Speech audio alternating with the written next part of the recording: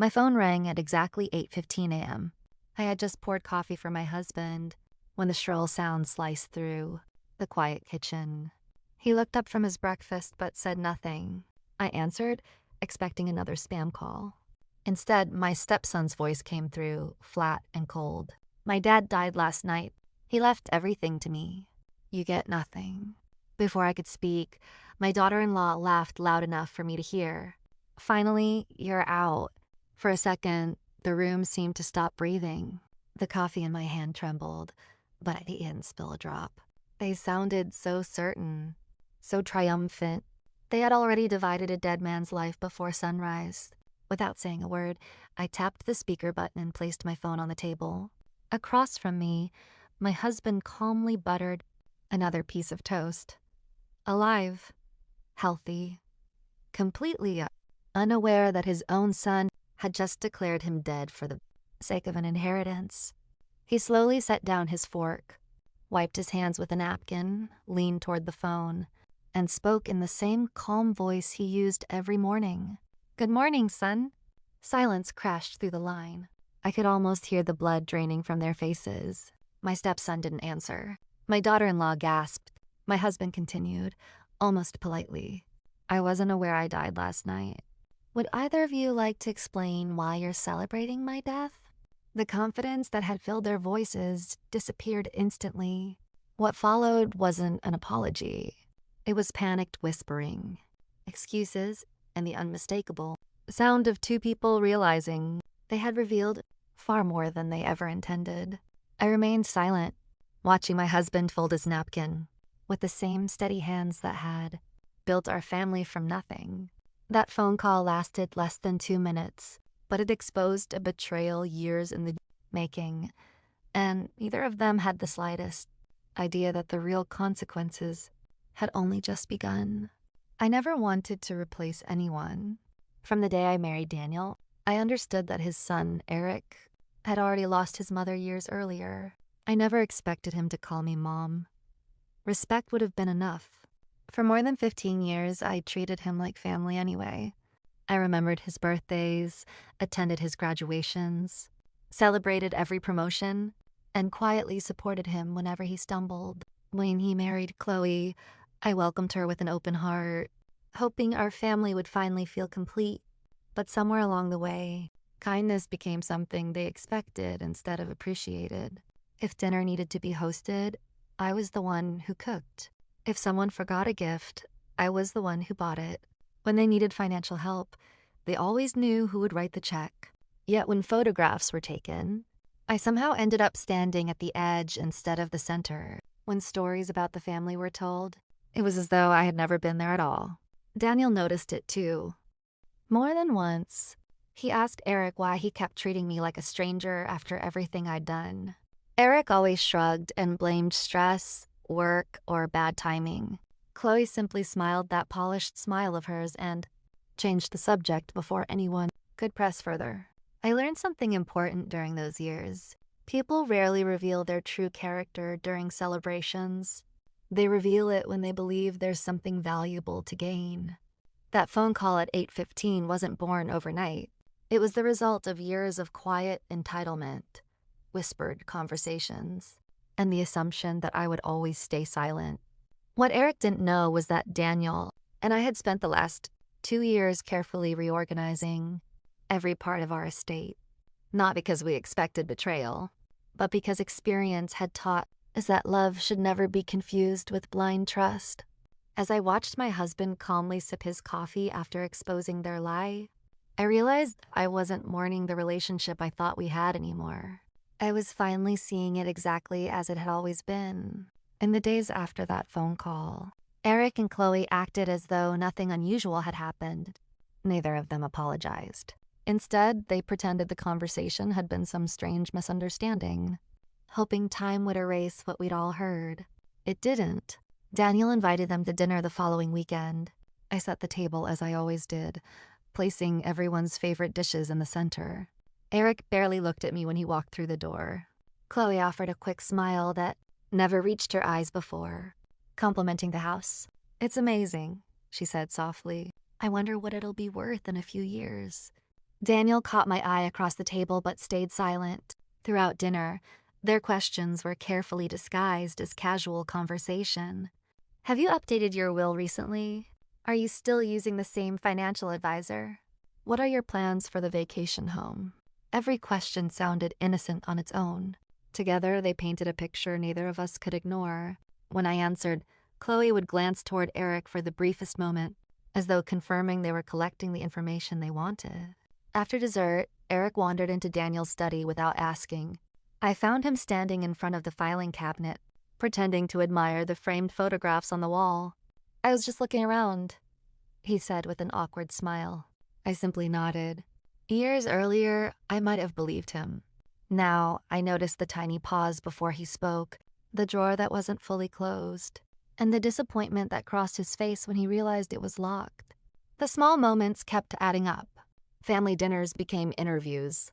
Holiday visits felt like inspections. Even simple phone calls ended with questions about our investments, insurance policies, or retirement plans.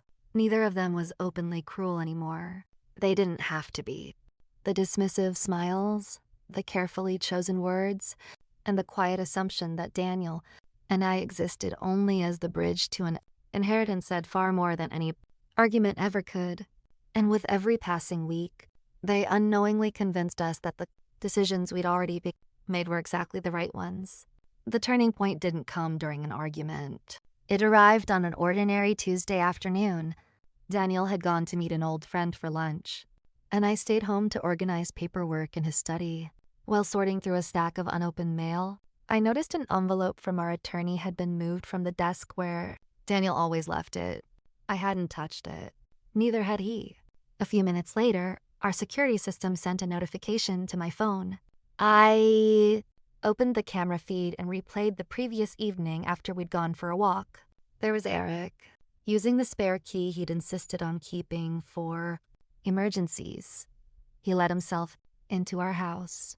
He walked straight to the study, opened drawers, photographed documents with his phone, and left less than 10 minutes later. He never stole a single piece of paper. He stole something far more important, our trust. When Daniel came home, I didn't greet him with anger. I simply handed him my phone. He watched the recording once, then he watched it again. When the video ended, he quietly placed the phone on the table. The disappointment in his eyes was heavier than any outburst could have been. I've defended him for years, he said softly. I can't defend this. Neither of us spoke for several minutes. Finally, I slid a small envelope across the table. It contained the spare house key Eric had forgotten to return after his visit.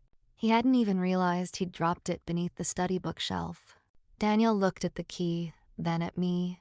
We're done pretending this is just curiosity, I said. This is planning. He nodded without hesitation.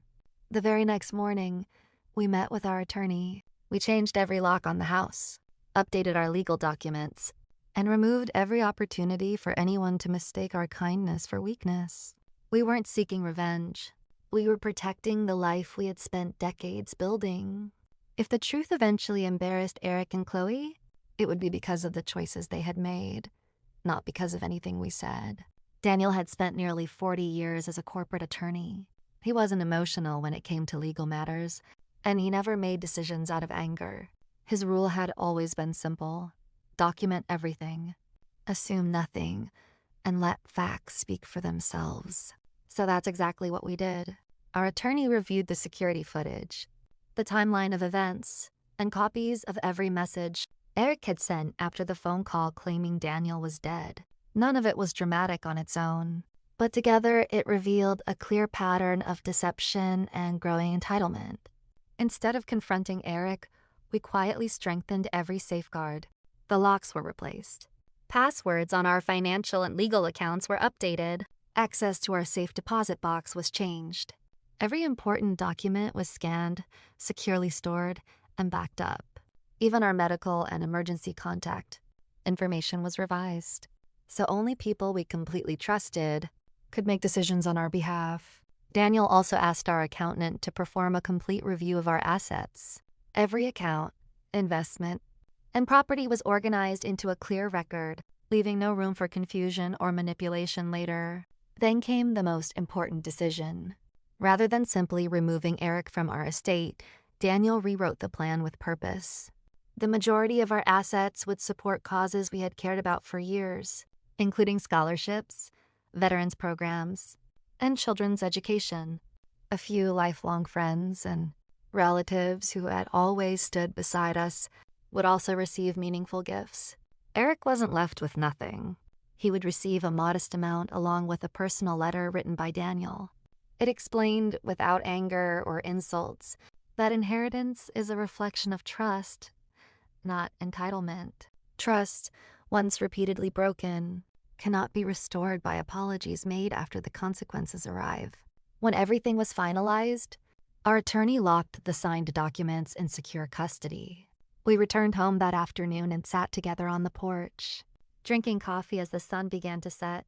Nothing about our lives looked different. That was the beauty of it. The real changes happened quietly, on paper, long before anyone realized the future they had been counting on no longer existed.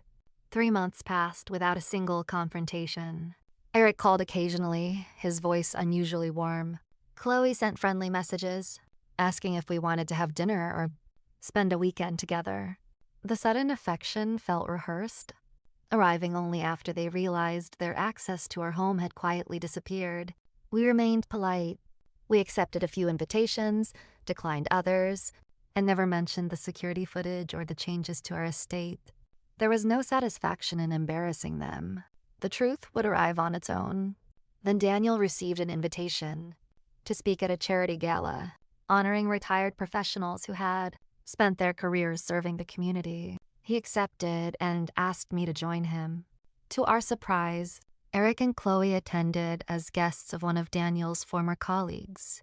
During his speech, Daniel never spoke about betrayal. Instead, he talked about integrity. He thanked the people who had stood beside him through decades of success and hardship. Then he announced something no one outside our closest advisors knew.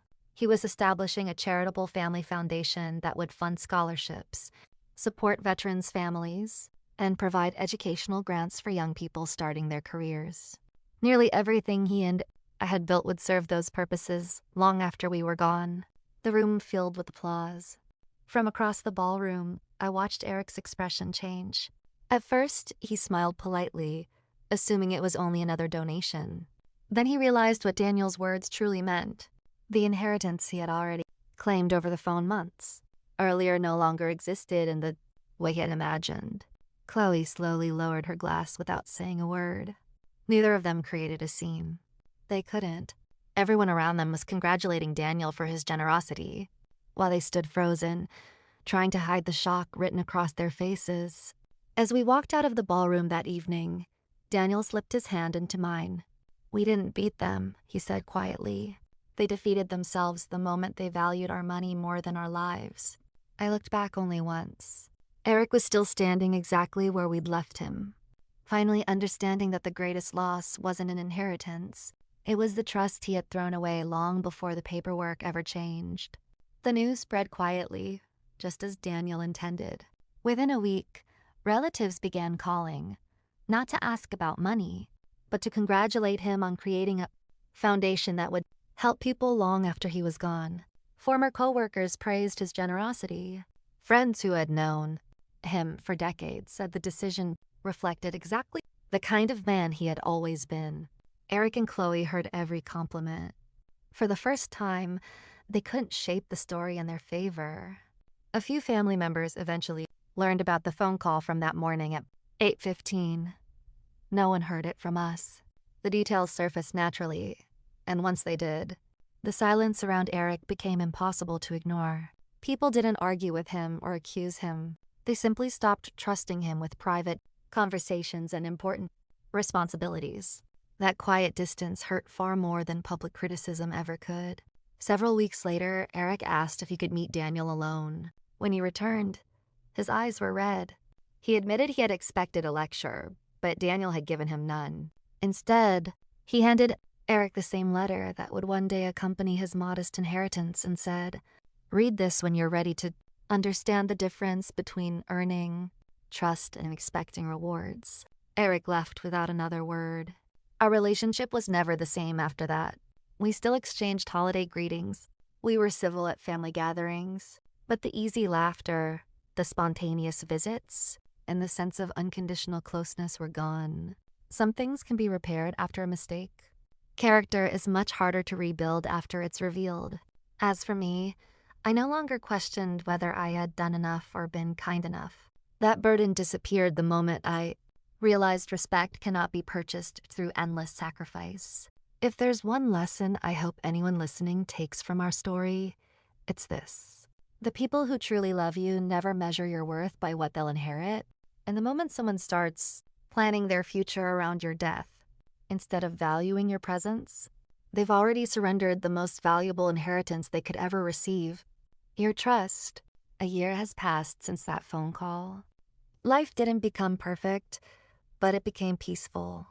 Daniel and I spend our mornings the same way we always have, sharing breakfast, reading the newspaper, and laughing about small things that once seemed unimportant. The fear of betrayal no longer sits at the edge of our table. We stopped waiting for the next disappointment because we finally accepted a simple truth. Not every relationship is meant to last forever. The foundation has already begun awarding its first scholarships. Every few months, we receive handwritten letters from students, veterans' families, and young people whose lives are changing because someone they have never met believed in them. Those letters remind us that wealth has its greatest value when it creates opportunities, not arguments. As for Eric, he eventually reached out again. This time, there were no questions about wills, property, or bank accounts. He simply asked if we could have coffee. Daniel agreed. I joined them. The conversation was quiet, awkward, and honest. Eric admitted that greed had clouded his judgment and that he had spent months blaming everyone except himself. He didn't ask for money. He didn't ask to be added back into the estate. He asked whether trust could ever return. Daniel answered with the same calm voice that had stunned him on that unforgettable morning. Trust doesn't come back with promises. It returns through years of consistent choices. That was enough. We didn't erase the past, and we didn't pretend nothing had happened. Forgiveness, I learned, isn't the same as forgetting. Sometimes it simply means refusing to let someone else's mistakes continue to steal your peace. Whether Eric earns that trust again will depend on the life he chooses to live, not the words he speaks. As for me, I no longer measure my worth by who appreciates my sacrifices. I measure it by the quiet life I've built, the people I choose to love wisely, and the peace that follows honest decisions. That phone call at 8:15 a.m. was meant to convince me I had lost everything. Instead, it revealed exactly what was worth keeping. And in the end, the greatest inheritance we protected was never our fortune. It was our dignity.